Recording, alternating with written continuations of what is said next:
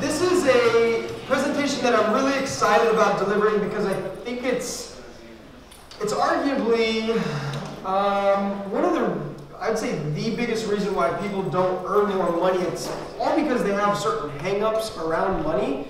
And I have a whole bookshelf of, if you've ever been to my house, I have a whole bookshelf about books on earning more and getting what you want in business, like 3 whole separate bookshelves. And I went through all of my favorite books that have taught me the most about like actual money ideas and how to actually think about money. And I sat down with Jacob and I went through only books that I had read multiple times. Each of the books that I'm going to talk about are books that I've read 3 or more times, and I've highlighted each time because these books have been very, very impactful in me. And so the whole idea behind this presentation is to talk about wealth creation for entrepreneurs.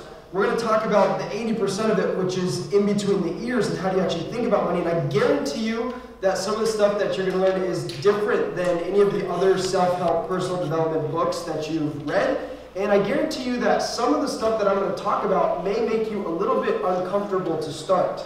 And it may make some people a little bit queasy, but it is really just the truth when it comes to money. Also, on top of that, I want to talk briefly about a strategy about what do you actually do when you start earning money, because that's something that, you know, a lot of people are coming into. They're starting making money. Now it's like, what do we actually do? And I've done a lot of really dumb things with my money.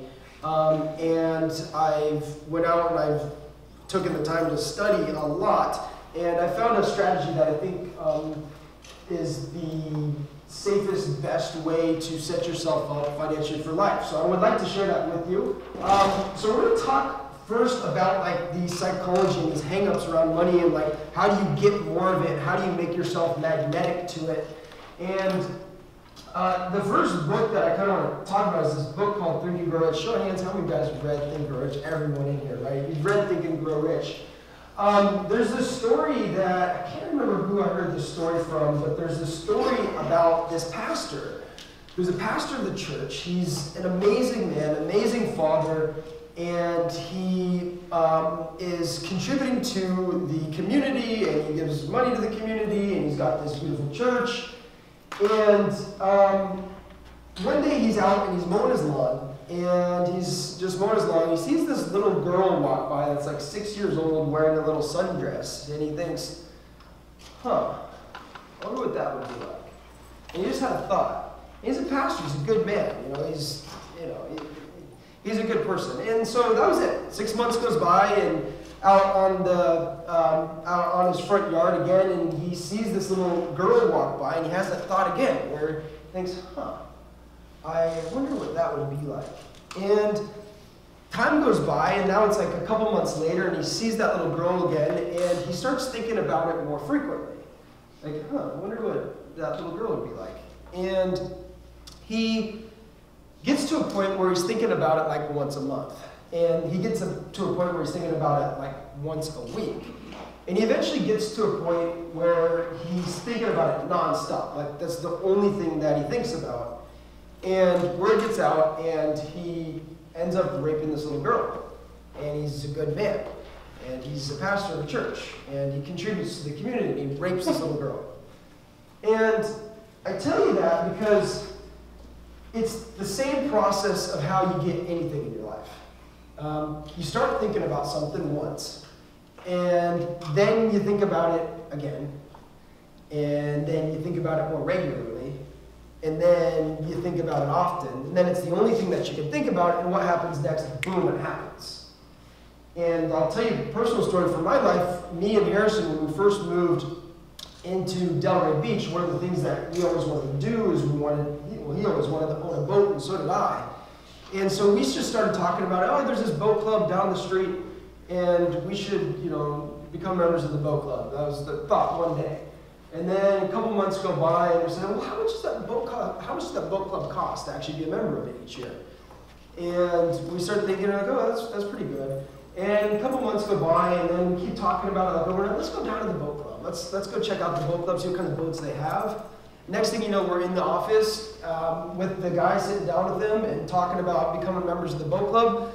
And then 2 days before we actually become members of the boat club, we're sitting in the pool, and it's literally the only thing we talked about all day. We didn't do any work. We're just like, dude, like the boat club, it's only this much. If we split it, it's this much money. And the next day, first thing we do in the morning is we go join this boat club. And so it's this concept of like what you think about grows, right? Think and Grow Rich. That's what the whole book is about. And it's really powerful because you can use it to your favor. Like, unlike the pastor raping a little girl, you can use it to your advantage into attracting money or attracting whatever you want into your life. One of the things that I think is so powerful in this book, Think and Grow Rich, that for so long, ever since I got into network marketing, I've been thinking about like, why do some people succeed and why do so many people fail? And for a while it bugged me because I really love and care about people and I want everybody to have results. And one thing that drove me crazy in network marketing was I was making all this money, but most of the people on my team weren't. And after like trying to figure out what was the common denominator, it came down to one thing. And it's hunger and having a white hot burning desire to make it happen. Hands down. It's the separator between the people that are successful in this room and the people that aren't successful in this room. It's the same thing in network marketing. It's the same thing in sales. It's the same thing in any business or any performance-based anything. It's the same thing in sports. It's the same reason he's one of the best surfers on the planet. Because he has a white hot burning desire. And you need to have it. If you really want to become successful and make a lot of money, it's like it can't just be some of this thing that, yeah, I went to this seminar, I got all jazzed up and I'm excited about it, but it's got to be like, I really fucking want this. And when you have that, everything else is going to be a lot easier. Because all the strategy stuff, you guys can learn all the strategy. You're learning it this weekend and you're going to talk about it. Another thing that they talk about in this book is they talk about faith and visualization. Okay? And how powerful this is in getting what you want is actually having faith that it can actually happen. And they also talk about like actually visualizing, right? We did this visualization exercise this morning, but I want to show you another way of how powerful this is. So everyone just stand up real quick. And I saw this in this video with this, it was the same video that Stephen and Andrew were talking about with the 4 quadrants. With Tony Robbins, these 2 internet marketers. And if any of you guys seen that, by the way, show hands, some of you guys? Okay, so just do the exercise anyways. But this is how powerful visualization is. Stand forward here. And what I want you to do is I want you to take your thumb and put it right in front of your face, and you're looking at your thumb. Okay? Now what I want you to do is I want you to bend it over to the right, and I want you to go back as far as you possibly can. So almost to the point where it hurts. I want you to note where that point is. Okay? You guys all got it? As far as you can go. Okay, come back around. Okay. Now I want you to close your eyes really quickly. And I want you to visualize you putting up, don't move your body, just visualize you putting up the thumb in front of your face. And I want you to visualize that that your thumb is going even further. So you're wrapping it around again, you're turning your body, but see it actually this time that it's going even farther. It's going like 10% farther. Now I want you to see it again. Okay, see it in your mind's eye. Boom, thumb comes up, you're turning, and it's going even farther, almost 3/4 this time. Okay, thumb comes up again, boom, and it's going even further this time. Like an owl, it almost goes all the way around. So watch this time in your mind's eye. Watch and imagine this thumb being able to rotate around your entire body just like an owl's head can move around its entire neck. Okay? Think about that, watch it and enjoy it and see it happen multiple times where it's coming and it's going all the way around your body. Okay? See and notice how fast it can go. Okay, so do it multiple times now. Really quick. Boom, up, all the way around. Boom, up, all the way around. Boom, up, all the way around, and enjoy it. And boom. Okay, now let's actually do it. Now let's see if it can go further. Put your thumb up. Okay, look at it, and go. Wow. Whoa. How many of you guys went further? Show hands. All you guys went further, right? Pretty much everyone. I went way further. Every time we did that shit. You can be seated. So this is the power of your mind. Like it really wasn't anything else besides you saw it happening. So when you're thinking about your business, or you're thinking about this dream life that we put together this morning, there's real power in actually like visualizing it, making it happen. There's really power. You guys just saw it. Like, how the hell did you just move your thumb? I moved my thumb like probably 30% further. Like I went pretty. I don't know if you guys saw it, but I was going So that's the visualization component. The other part is faith. Like faith that it can actually happen. Like faith is just believing in something that's not there physically, right? That's what they talk about in Christianity or in any religion, right? Faith is believing in something that you can't see with your naked eye, right? And it becomes so real that it is real. And faith can be grown through what's called autosuggestion, right? Which is saying something over and over and over and over again. So that's something that's probably not too bad to do, is to tell yourself something over and over and over again. And that was actually my first ever info product, was about this concept that if you continue to tell yourself something over and over and over again, eventually you believe it, you have faith in it, just because you've told yourself it so many times that that's just what it is. So it's not a bad idea to start telling yourself good things on a repetitive basis. I remember when I first started making money, in the times where I was making more money than ever before, I had this little saying that I'd say all the freaking time, every single morning. And I don't remember it anymore, but it's like, God's wealth crashes upon my life, and avalanches of abundance, and something. I don't remember exactly what it was, but what's that? God's wealth is circulating in my life as well, flows to me in avalanches of abundance.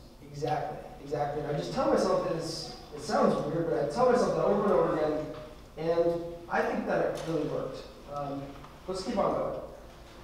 Other things about that they talk about in this book, to becoming magnetic to money or to attracting money, is having access to specialized knowledge. You guys all have access to specialized knowledge this weekend. You're learning something that's very specific about how to market effectively on the internet, about how to create sales funnels, about how to use Facebook ads, about how to do affiliate marketing properly, about how to consult and generate leads for local businesses. All of this stuff is very specialized. We don't have to go too deep into that. The last thing is imagination. The imagination is extremely, extremely powerful, and we've been exercising that muscle a little bit. But the idea that they talk about in the book, right, is if you can see it in your mind, you can really hold it in your hand, like we talked about earlier. It starts in the mind, you take it to a piece of paper, and then it transmutes into reality. It's kind of the process that I've always used for imagination. Let's keep going. Another topic that they talk about in this book is the concept of the mastermind, right? In this room right now, there's a mastermind. There's all of us people thinking together, and it's extremely powerful to be around people that are playing the game of life at a high level. This whole concept is you become who you hang around, right? You are the 5 people that you hang around. And that's this concept of the mastermind. That's the reason I'm a part of a mastermind. I pay $30,000 every year to be part of a mastermind, and I only meet with them 6 days a year. I pay $30,000 because I understand the importance of a mastermind, okay? And that's essentially what this is right here, is it's some form of mastermind. Maybe you could form your own little mastermind with some of your friends that you meet at this meeting, okay? Now, the second book that had a huge impact on me was this book called Wealth, the No BS Wealth Attraction for Entrepreneurs, the ultimate no-holds-hold bar, kick butt, take no prisoners guide to getting really, really rich. Okay, it's by this guy named Dan Kennedy. Do any of you guys know about Dan Kennedy? A couple of you guys? Yeah, he's the man. He's this old, grouchy man that's like the father of direct response marketing. And man, I listened to the seminar of his, and a lot of this stuff is directly from him. I'll give credit where credit's due, it's directly from him. But it totally changed my hang-ups with money and how I think about money. Basically, he says that money is magnetic, and it moves to people that make themselves magnetic to money. So really what we're talking about through the rest of the presentation is how do you actually make yourself magnetic to money. So let's keep going. Here's something we've talked about a little bit, but our brains become magnetized with the dominating thoughts which we hold in our minds, and by means which no man is familiar, these magnets attract to us the forces, the people, the circumstances of life which harmonize with the nature of our dominating thoughts, right? Same thing they talk about in Think and Grow Rich. What you think about most is what happens. Moving on. Some people think that there's only a finite amount of money, meaning that if you earn money or you take money from somebody else, that means that there's less money, you have more and they have less. And it's not really true. Like, there's an infinite amount of money. And your wealth, when you take money or you earn money, it's an addition for you, but it's a subtraction for nobody because there's an unlimited amount of money. Okay? Money just keeps coming. It is always there. There's an abundance of money. Look, anywhere we go, there's money everywhere. Okay? Here's something that is going to really help you if you're selling on the phones and if you're selling high ticket. Read this. People who are without money, who you perceive to be disadvantaged for one reason or another, and whom you question whether you should sell to, are going to be without money next week too, regardless of whether you get any of their money. The reason they are without money has absolutely nothing to do whatsoever with your existence, what you sell or fail to sell, nor does it have to do with the way the real world works. It has to do with them and whether you take it or somebody else takes it, the liquor store takes it, the church takes it, whoever takes it, I promise you, somebody's getting it, because if they're without money now, they're going to be without money again, and I promise of them, most of them will permanently be without money because they never gained any understanding of how money works.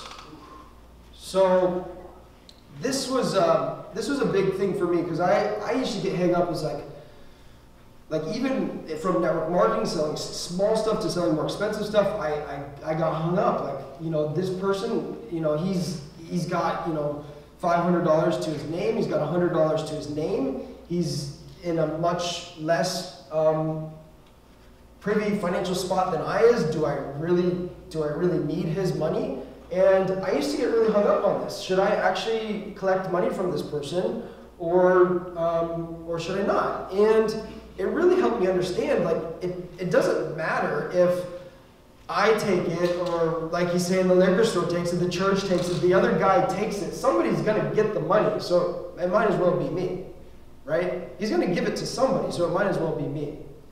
And it doesn't have to do anything with, it's not my fault they're in this financial situation. If I take their last money, that doesn't mean that it's my fault and I'm a bad person because I took all their money.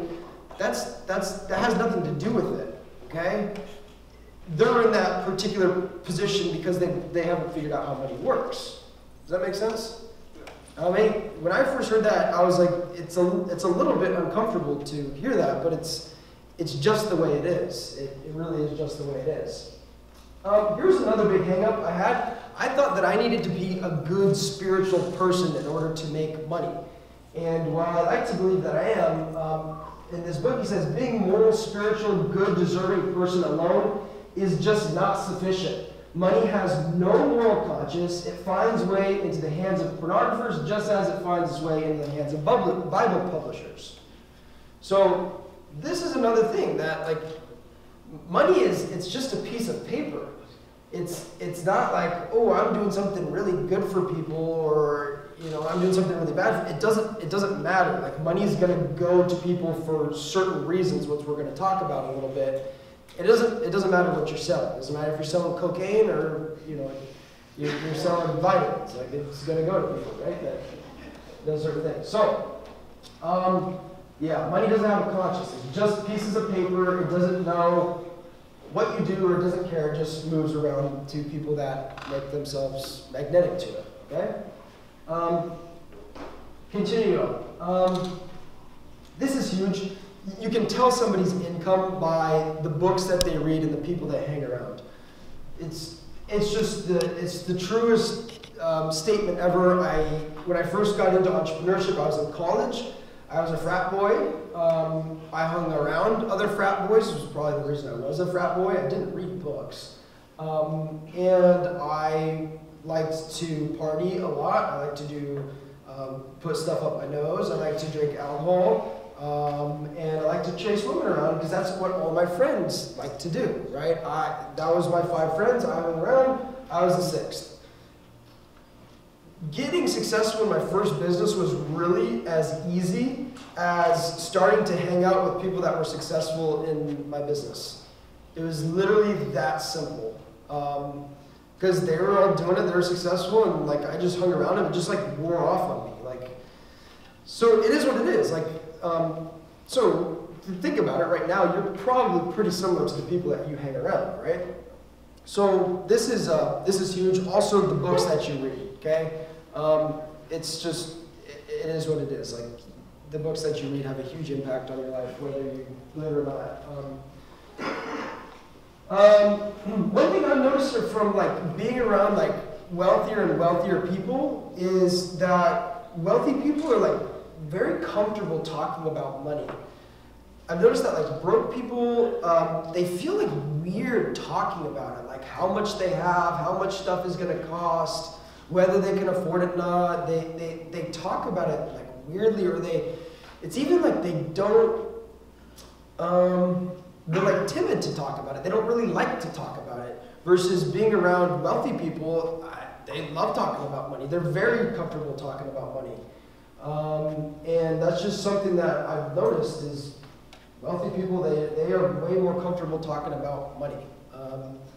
And that's just the way it is. So here's something interesting that I pulled out from this, and I had highlighted it several times, but money is attracted to celebrities for whatever reason.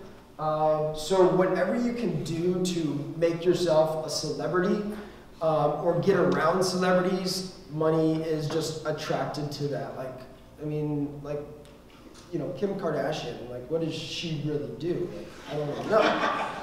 But like anywhere she goes, money's flying. Like if you get a picture with her somehow, you're famous, you're making money somehow. Like, so money is attracted to celebrities. Perfect example, Tony Robbins. I got a chance to meet him, right? He's like my superhero. And I got a chance to meet him, take a picture with him, and I just took a picture with a guy that's a celebrity, and it's literally almost made me $1 million from one picture with the celebrity. This ad has been running nonstop for like 6 or 7 months. I haven't took it down. So it's like, if you can get a picture with the celebrity, it's just powerful. It really is. Next thing is experts get money. If you're an expert in anything, money is just another thing that you can do to make yourself magnetic to money. It's just the way that it works again. Here's something interesting from Earl Nightingale. He said that you can make yourself a world-class expert in any field by simply studying every resource for an hour a day for a year. Another guy, Tim Ferriss, talked about how you can become an expert in something if you read 3 books on a certain topic and you attend 1 seminar, you know more than 95% of the world. So you're essentially an expert. Another thing that like I'm pretty big on, like I do appreciate for sure the airy-fairy side and the visualization and the faith and the incantations or the affirmations. I do totally appreciate that, but motion beats meditation all day long because like ideas are good, but ideas don't necessarily make you any money unless you actually act on ideas. So I know for a fact, like some people get really deep into the personal development world and they just like meditate all the time and like they just like think stuff is coming to them while they're meditating, but it just doesn't work that way. You have to actually get into the motion and take action. Yeah, there's no wealth in an idea. The only wealth is from acting on an idea. Yep.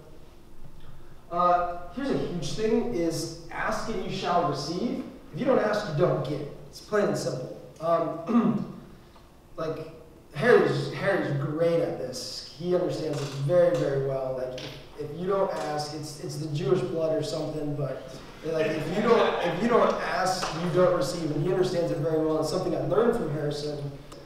So talking about like being greedy, right? Some people think that like people that make a lot of money are greedy. That's not really true. The only way people are greedy is if they're trying to get more wealth without providing more value. And if you do that, that's dishonest, that's greedy, that's unethical, that's immoral, and it's an attempt to defy a fundamental law of life, that money comes from more value. You want more money, then you just provide more value, right? Yeah, this is like the key, like if you want to talk about this, what do you actually do? Like, you get good at marketing and sales. Like, if you don't get good at marketing and sales, there's not a whole lot of hope for you. Another interesting thing about like giving, the hole you give through is the hole you receive through. It's interesting, like people like studying people that are wealthy, they're just like, they're better tippers. And I don't know if it's a fact that they just have more money or if it's like one of these things, the chicken or the egg, but they tip more, they're more generous with their money. I don't know how it works, but when you give and you give to something, it alleviates pressure from yourself. Even though you may be out of money, it like has like a weird spiritual effect that stuff comes back. Like you get what you get, right? Or also there's karma. What's that? Karma, yeah, karma, sure. Yeah, it's just one of those weird things. I don't fully understand it, but yeah.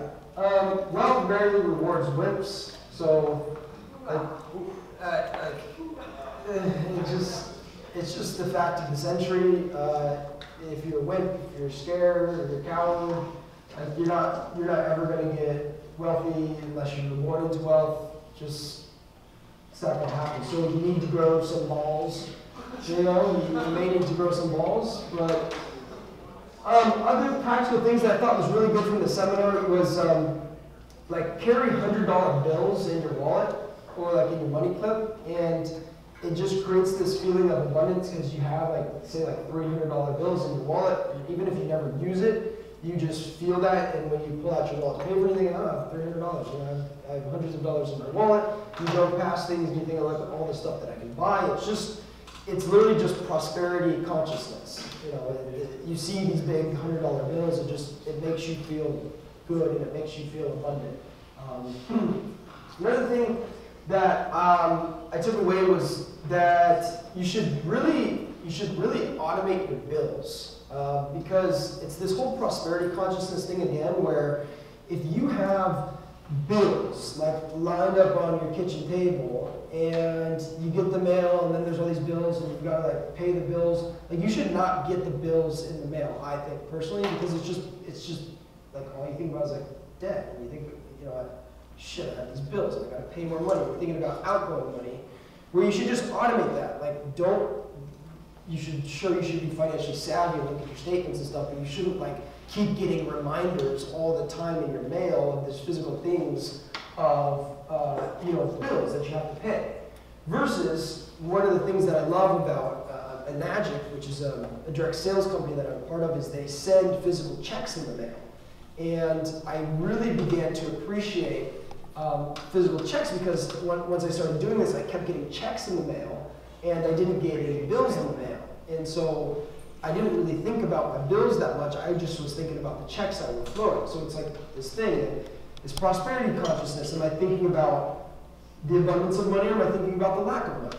And it's just an easy way. Another thing that I did for like a long time, I haven't done it since we moved into the new place, but what I used to do is I would take like $1,000 of cash and $100 bills, and I had it for years. I had it sitting in my silverware drawer, believe it or not.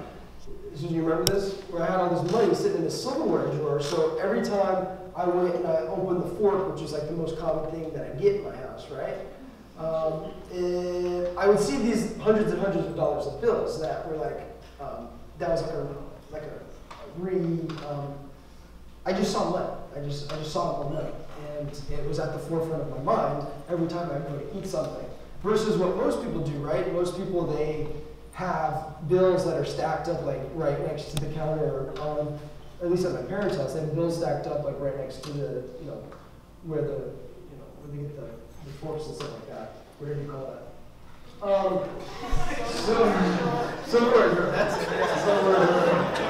Yeah, okay, so last few things, and then we'll talk about a little bit about the actual strategy, like what to do when you start getting money. But there's this book that I read several times called Money and the Law of Attraction, which I thought was really good. And like I thought all these books really stuck with me because like I don't think everything works, but like certain things work. And this is all stuff that I'm sharing with you that actually worked for me, that I tried, because I've read like hundreds of books about like making money and that sort of stuff. This is the stuff that actually worked for me, and some of it will work for you. I'm not sure that all of it will, but maybe. So this book, they talk about like they're huge on like how you feel, like what you feel is what you attract, and it's kind of that whole concept of like your thoughts become, whatever you think about most is what happens in your life. And even like more down the funnel, if you will, is not only do you have a thought, but after you think something, when you think something, it makes you feel a certain way, right? If you think something stressful, like shit, like I had this lawyer that was calling me during just like an hour ago, and I thought about it, I was like, God, I immediately felt bad. Like it was like this pain in my chest I could feel.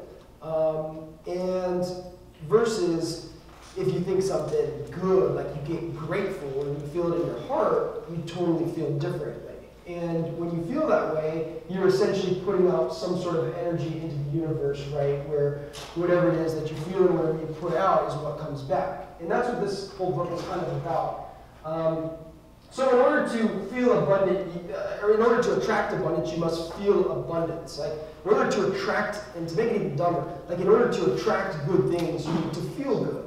You can't possibly attract good things into your life and feel like shit. It doesn't work. Like you can't feel like shit all the time. Like all this good stuff happens.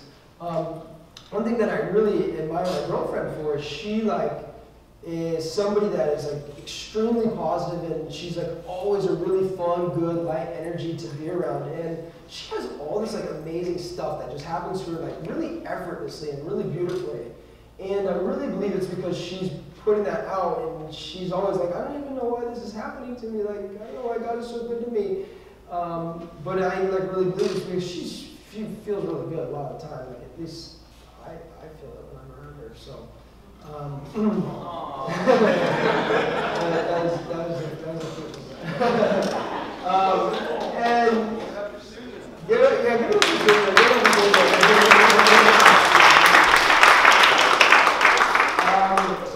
Another thing is like there's like this whole concept of like, okay, like if I want to attract it, I have to feel good, but there's like momentum that plays into this thing where when you start feeling good, it's easier to start feeling better. Like you feel good, and then it's easier to feel better, and then you kind of get on this roll where I'm feeling even better and better and better, and then easier and better thoughts start coming to me. It's the same way with negative. Like you feel like shit, and then it's easy to go deep down that spiral where you get like in a bad place. So one like thing that you can do is just this exercise that we did where you just start feeling grateful or think of something good, and then you think of another thing, something good, and then you think of another thing, something good, and like within 20 seconds or so, you can pretty much change how you feel and what you're bringing into your life. So it's more about like being aware of that. Another thing is like you're meant to feel good. Like we're not meant to feel bad all the time. There's just we have like this really old brain that's like meant to help us survive, but we're actually meant to feel good all the time. And one of the best things I got from this book is that your emotions are, because man, entrepreneurship can be such an emotional roller coaster. I know for me, this was the biggest thing when I first got started in entrepreneurship is like spike, like, oh my God, this is the best thing ever. And then the next day I'm like depressed. And it's this total roller coaster. And it wasn't until I understood more about my emotions, but what I learned is that like our emotions are like a guidance system. It's supposed to tell us our emotions are used to tell us if we're on track or not. Like if you feel good, that means that you're on track. That's the natural state of your being. That's who you should. That's how you should naturally feel. If you feel bad, that's okay, but it's just, think of your emotions like I feel bad. That's my guidance system saying that I should be feeling good. I don't feel good right now, so I'm going off track. I'm not going to get what I want. I need to get back on track. Does that make sense? So it's just like being aware that, oh, my emotions are actually here to serve me. And if I just become aware that, actually I'm not feeling so good right now, I'm not going to be attracting good things into my life. Okay, let's feel good. How can I start feeling good? Well, what can you do? You can start moving your body, you can give somebody a hug, you can start thinking about good things, you can get grateful. Go ahead. Bad feelings attracts unwanted experiences? Yes, it does. Like, if you feel bad, you're going to attract bad. Like, I always notice that the luckiest people, there's this guy on my football team, his name was Bryce McGovern. He was an amazing football player. He played at Cal Berkeley.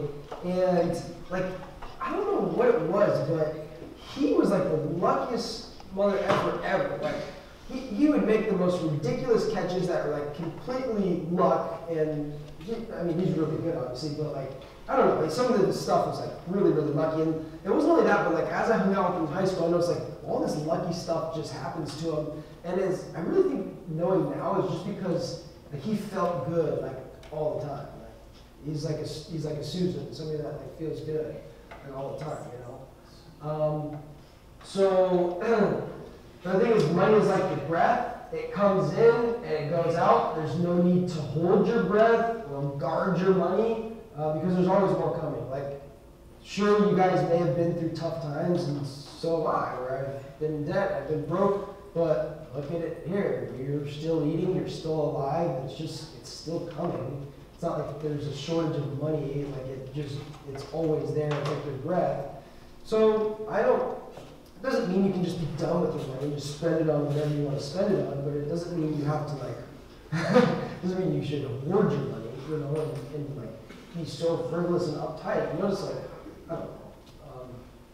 Anyways, yeah, so you get what you think about, right? So it's when you're thinking about, your thoughts and you're thinking about money, it's either you're thinking about the opportunity with money and how much money is there, or you're thinking about the lack of money. So you're always, like Stephen was talking about, it's very binary. It's either you're thinking about the abundance of money or the lack of money, always. So just becoming like more aware of that. Okay, so that was kind of like the more psychological stuff. Did any of you guys get something or get you to think a little bit different about money? Yeah.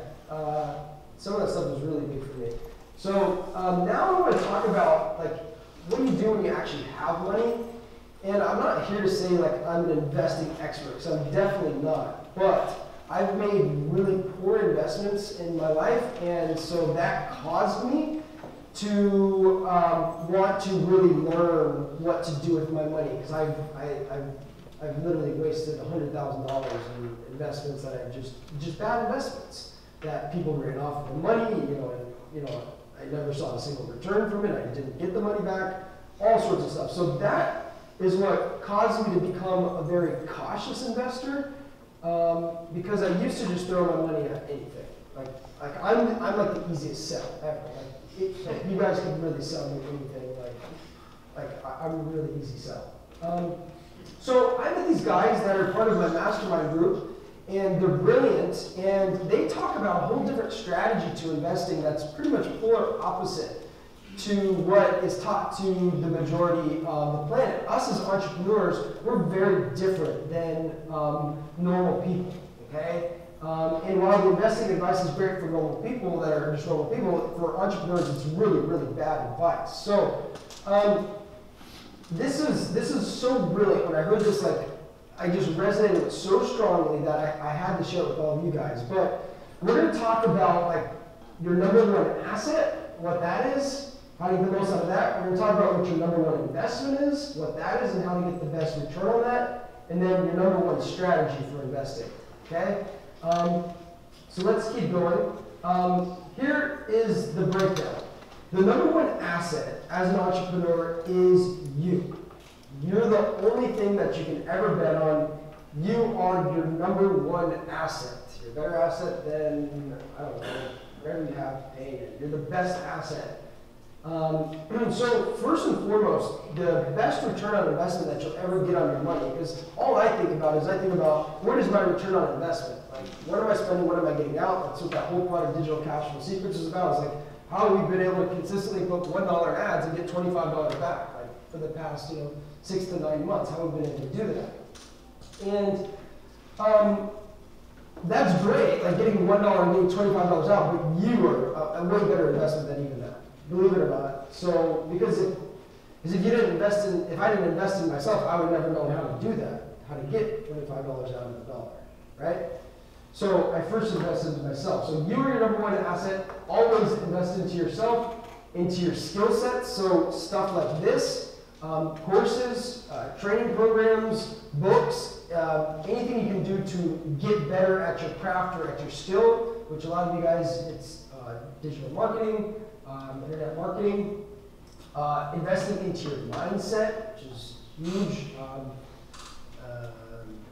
Attending live seminars, books, programs in personal development, and then your network also. That's really important. That's one of the big reasons that I pay $30,000 each year to go to 6 days for a mastermind, is because I understand that network. Just a couple connections makes it all worth it. Okay.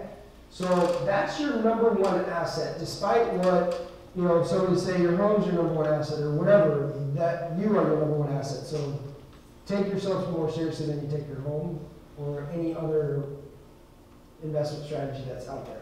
That's your number one asset.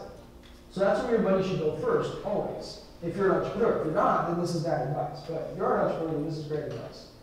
Your number one investment is your business, okay? Because sure, some guy could teach you how to put your money into a mutual fund and you get 6% return, or you get 10% return, or you get 15% return, or even I bought a Bitcoin with Alex the other day and it was a good return already. It was maybe, Lee, what did we get? We bought it at 4,400. What is that now? It's at 5,800. What type of percent is that?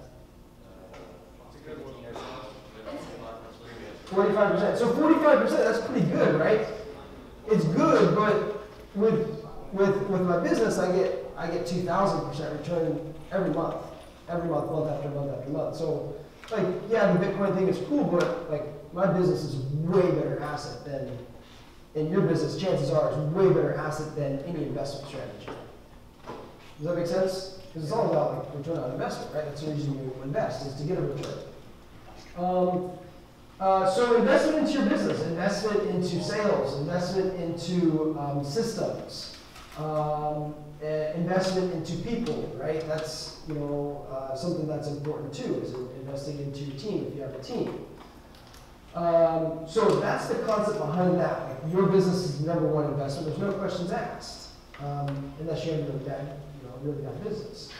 And then the number one strategy. So, some people may beat me up over this. I don't really care. This is what I decided to do with my money. I get this question from you guys all the time. What do you do with your money? How would you recommend investing it?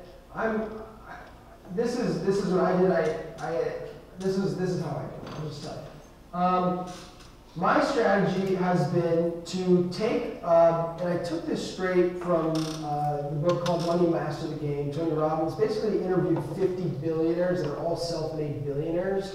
And he took the strategy from 50 self-made billionaires and he condensed it into layman's terms so that way anyone can understand. And this was the advice from 50 self-made billionaires. Was the whole goal is to each month automatically invest money into what's called I guess we'll call it a money ball for right now. And you want to invest into it until it hits a point of critical mass where you can eventually just live off of the interest that the money makes. And this is something that made total sense to me. The concept is for me at least, in my understanding, and again, I'm saying this humbly because this is just from my research and my understanding. You guys can do whatever you want. It's not my advice. Just this is what I'm doing.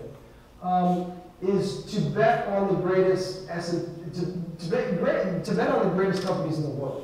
That's the strategy. Instead of trying to pick a stock or to pick an investment thing, it's like, why don't you just bet on the best companies in the world?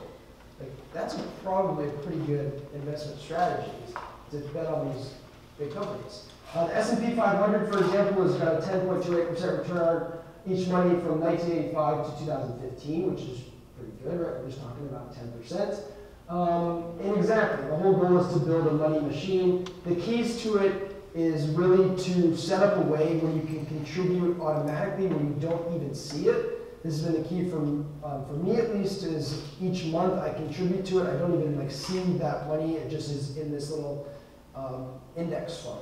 And index fund is right, it's a conglomerate of the top companies in America. The two ones that I think are good, you basically want to find one that has low fees. We use Betterment, which is good. It's really simple. It's a phone app where you can automate it, where it just automatically takes your bank account, puts it into this each month. And the other one is Vanguard. So those are both like really good ones that I've done from my research at least. And then the whole key is to basically live off the interest. And that's my goal. I'll be pretty dang happy because think about it.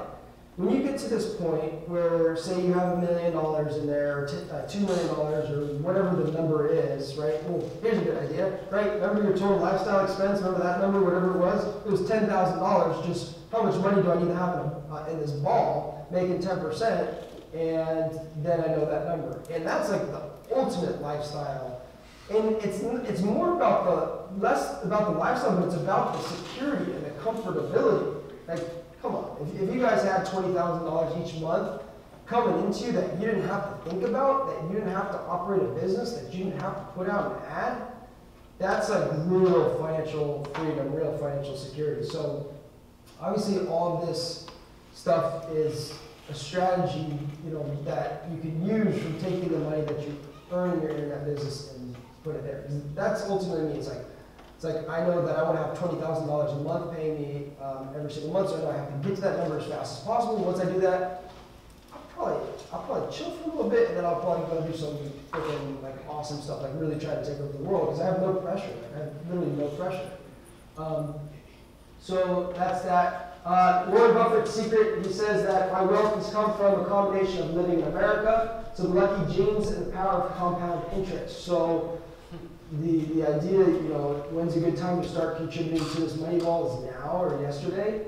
Would be a great time because Albert Einstein, right, pretty smart guy, he said that, he said, quote, compounding interest is the single greatest invention of all time, period, end quote. That's what he said. He's a pretty smart dude. That's what he said. So, he also said the real route to riches is to set aside a portion of your money and invest it so it compounds over many years. That's how you become wealthy while you sleep. Warren Buffett also says that once he dies, he's going to give away a lot of his money, and nobody can touch his money besides the only thing he considers is the index funds, where he's betting on America's best companies. One thing that I learned from my dad that was really good was the most expensive thing that you'll ever have in your life is taxes. So try to figure out ways that you can eliminate or decrease your tax bill. Yeah, my dad was really smart when he started making money as an entrepreneur. One of the things he did was he attended several tax seminars and read a lot of tax books because he knew that this is going to, over the long run, this is going to save me more money than anything. So learning a little bit about taxes is a good idea too. Or if not, then partner with somebody that is good at taxes. That it? Okay, so that is that, everybody. What time is it, by the way? 5:15. Okay, perfect timing. Was that good, by the way? Did that help you?